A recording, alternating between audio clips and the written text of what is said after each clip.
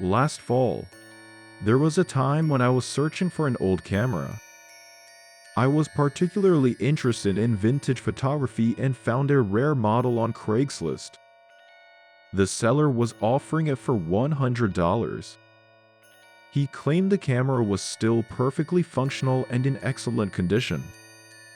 Being nearly a novice about cameras, I brought along my friend Mike, who is an expert on cameras. We agreed to meet the seller in the parking lot of an abandoned factory. It was evening, and the sun had already set.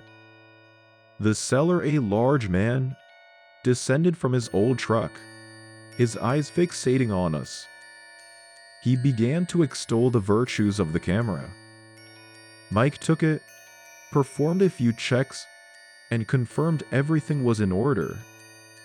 However, at that moment, the seller raised the price to $150. It was unexpected, but feeling the camera was worth it, I agreed without bargaining. We paid in cash, and the seller returned to his truck but didn't leave immediately, seeming to fiddle with something inside.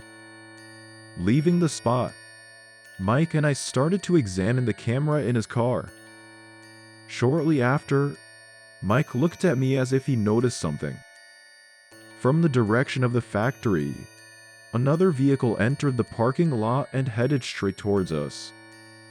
Mike quickly started the engine and left the parking lot. Yet the truck began to follow us.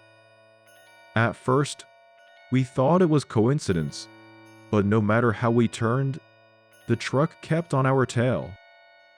Mike accelerated, trying to understand what was happening, but the truck relentlessly closed in. We ended up taking a secluded road, eventually turning into a forest path where we decided to hide. While hidden, we saw the truck pass by. After a while, it didn't return, and we felt relieved. However, when we got back to the car, we found an old photo inside the camera. It was taken at the factory, and the person in the photo seemed to be pointing right at us. The face was the same as the seller's. We hurried home and spent the night without speaking of it, but the event left us deeply unsettled.